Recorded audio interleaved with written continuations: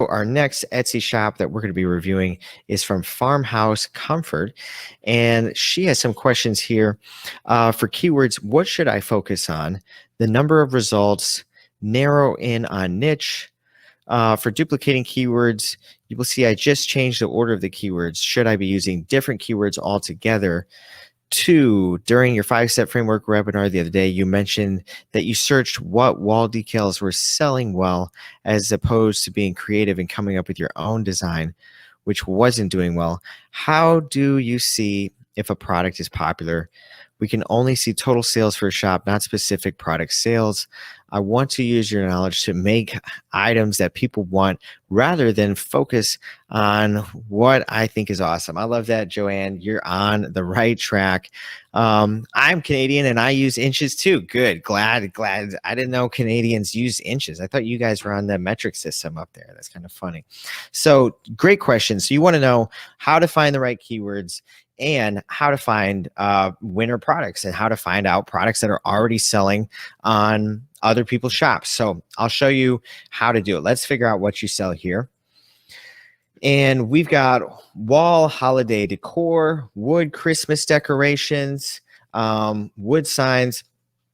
So this is like a Christmas wooden sign, right? Christmas wood wall decor. So how I would find which one of these are popular, I go find, obviously you got to find the keyword first that you're looking for. So we got Christmas wood wall decor. Because Christmas is such a big keyword, I bet even that brings me up a lot of results. Yeah, it does. 159,000 results, okay? So how do you find out which one is selling? How do you find out what's popular? Well, it takes a minute. You've got to go poke around, and you want to find the shops that, a shop that has a decent amount of sales, okay? Now, on the search page right here on Etsy, it doesn't tell you how popular an item is. It doesn't tell you, well, it does tell you on these ones. On some of them, it just puts right here, bestseller. So you can see that's the fastest way to do it, okay? Some of them just have this bestseller badge right there. So you can see this one right here. This is a bestseller. This is selling.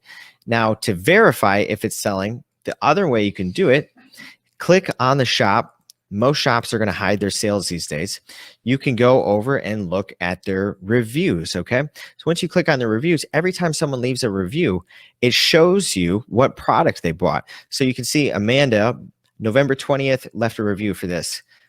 This one left a review for this. So we've got two right there, okay?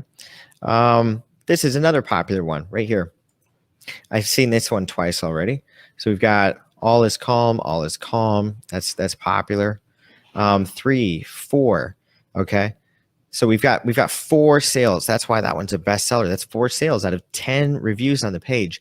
Now, and from most things I've seen, like let's check out my shop. I think we've got on my shop, I've got 6,400 sales and I've got 1,000 reviews. It's a pretty good review ratio.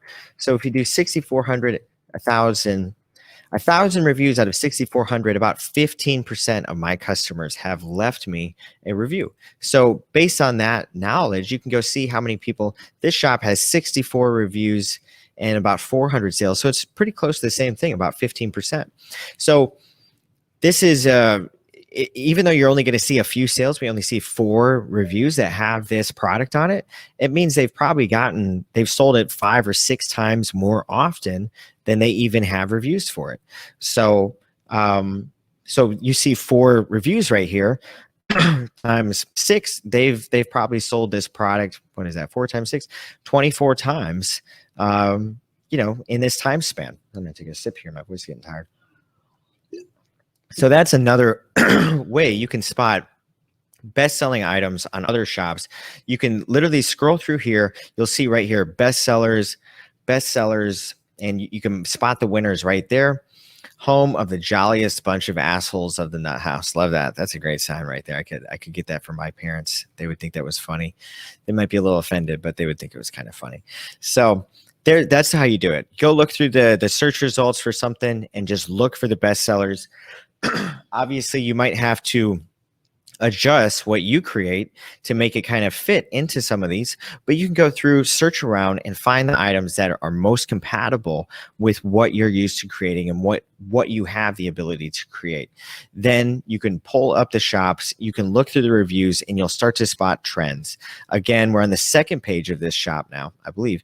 One, two, two more sales for that one. So you're on the right track, Joanne, and you're doing it correctly. So your other question was for when you said you wanted to duplicate your listings, okay, and you wanted to hit different keywords. So I see how you've done this right here.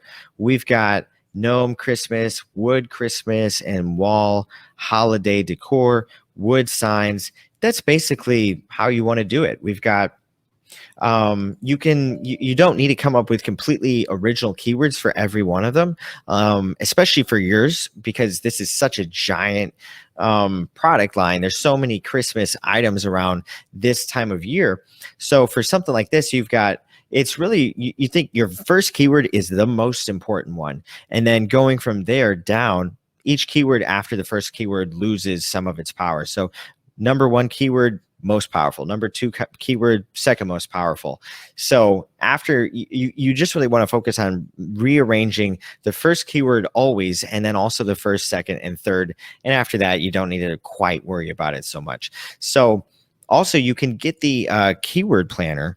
Let me double check. We have been working hard on the website for you guys because we were running into a lot of issues, and I'm happy to announce it is back up.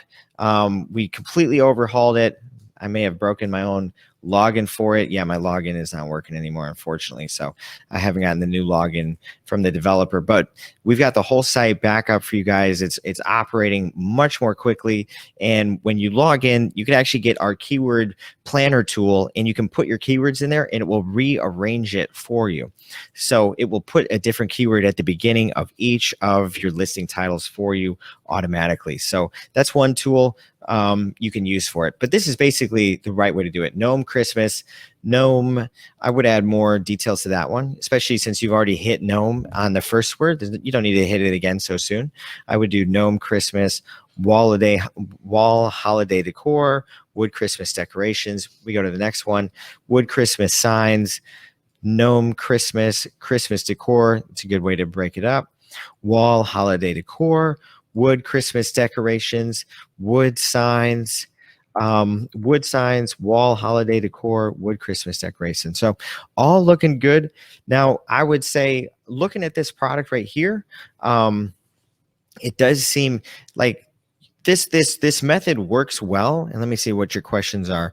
We've got gnome has over 1 million hits. Is that too much? Well, gnome, the keyword gnome by itself is not very specific because it doesn't really, you've got to attach it to something. So gnome wall art, gnome wooden wall art, something like that. Because if you just use gnome by itself, that's not so helpful for this product because, you use you've got to attach wall decor or wall art or Christmas wall art or something like that to it.